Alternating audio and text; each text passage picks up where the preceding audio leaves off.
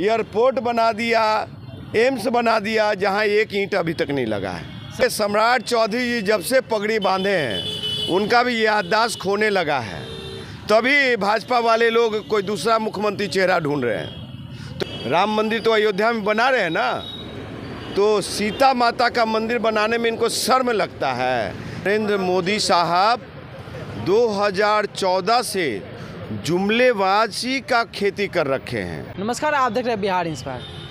हमारे देश के जो प्रधानमंत्री है आकर कभी बोलते हैं कि दरभंगा में एम्स बन गया है, तो कभी पूर्णिया में बोलते हैं एयरपोर्ट बन गया। इसी मुद्दे पे बात विचार करेंगे। कैसे हैं भैया? सब ठीक ठाक हैं, बढ़िया हैं, सब ठीक बा। बिहार में नीतीश सरकार बा।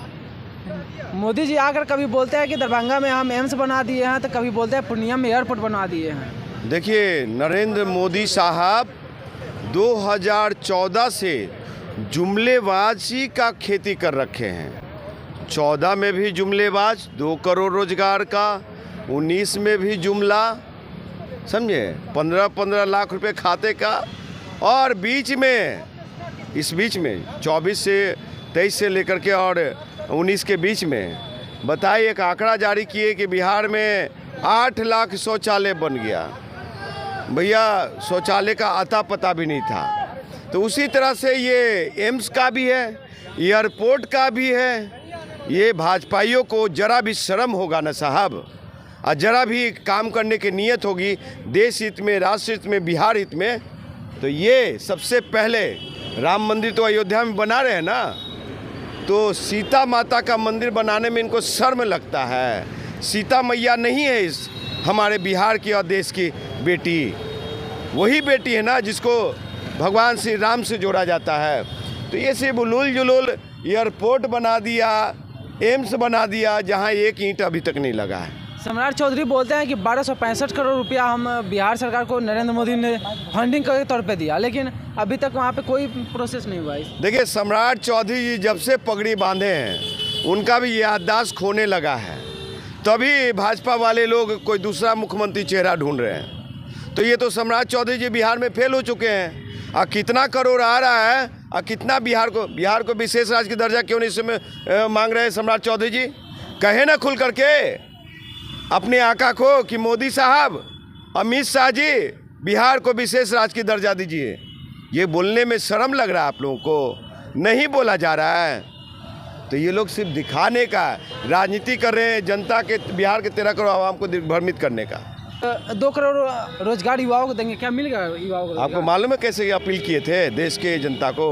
भाइयों बहनों, जब भाजपा की सरकार आएगी, एनडीए की सरकार बनेगी, मैं देश का प्रधानमंत्री बनूंगा, तो देश के हर एक युवा नौजवानों को प्रतिवर्ष 2 करोड़ रोजगार दूंगा। क्या हुआ भाजपाई वाले लोग, संघ वाले लोग? बतावा हो तनी, बिहार से बोला तानी हम बोला, और कहा कि गरीबों के खाते में 15-15 लाख रुपए आएंगे। वो क्या हुआ 15 लाख का? मोदी साहब, मोटा भाई अमित साहब, समझे, जय शाह के पप्पा और सम्राट चौधरी जब से वो पगड़ी बांधे सारा चीज़ भुला रहे हैं। ऐसा ना हो कि कहीं याददाश्त न भूल जाए कि हम सम्राट चौधरी ही हैं। बिहार के युवा खोज रहे हैं कि एम्स कहाँ पे बना हुआ है और एयरपोर्ट कहाँ पे बना हुआ है, जो कि अमित शाह आते हैं तो बोलते हैं एयरपोर्ट बन गया। अभी तो नहीं, 2024 के दंगल में हर एक मंचों से पूछेंगे हम लोग कि भाजपा वाले लोग, संघ वाले लोग, बताइए कि एम्स का ईंट किधर लगा हुआ है, एयरपोर्ट का ईंट किधर है? सिर्फ भ्रमित कर रहे हैं। हाजीपुर में काहे नहीं एम्स दे रहे हैं आप? वैशाली की धरती पे क्यों नहीं आप एयरपोर्ट दे रहे हैं? हमारे युवा नौजवान लोग को रोजगार क्यों नहीं दे रहे हैं? वहीं के न है सब लोग। हाँ, तो आप मतलब गुड़ खाए गुलगुल्ला से परहेज। हाँ, मोदी जी बोलते हैं तो हमारे देश के काला धन है वो वापस आएंगे, इस पे क्या कहिएगा? देखिए, मोदी जी जो देश के सम्मानीय प्रधानमंत्री नरेंद्र दामोदर मोदी साहब ने बोला काला धन की बात, और कोलगेट में भ्रष्ट लोगों को जेल भेजने की बात, उसमें वही नहीं थे। एक बाबा है रामदेव, जो कि जब उन पे आफत आई थी तो सूट सलवार पहन करके भागना पड़ा था। तो वो बाबा बताएं कि काला धन कब आएगा। अब मोदी जी बताएं कि ये 10 सालों में काला धन कितने लाए। 2000 करोड़ रुपया अडानी को कहाँ से मिले वो कौन सा काला धन था?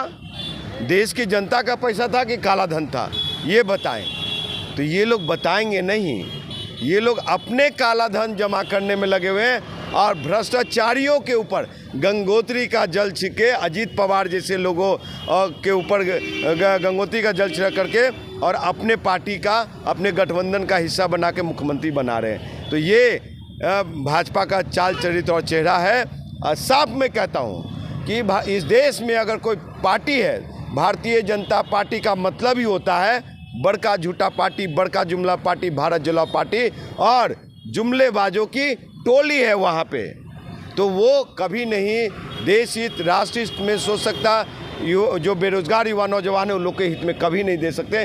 देखिए, हम लोग इंडिया वाले लोग हैं, हम लोग 2020 का मैच 24 में खेलेंगे और हम लोग जीतेंगे। क्या 24 में इंडिया आएगी या एनडीए आएगी?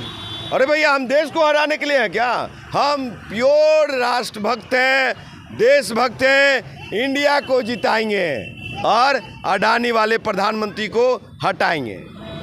तो आपने देखा कि बिहार के जितने भी युवा हैं वो खोज रहे हैं कि एम्स कहाँ पे है और एयरपोर्ट कहाँ पे है। आप और 24 में किसका सत्ता आएगा? आपने सुना कि वो बोल रहे हैं कि 24 में इंडिया जीतेगा, हम लोग इंडिया के साथ हैं और इंडिया के ही जिता कर रहेंगे। आपकी इस पर क्या प्रतिक्रिया? आप अपना राय कमेंट में जोड़ दीजिएगा। तब तक देखते रहिए बिहार इंस्पायर। जय हिंद, जय बिहार।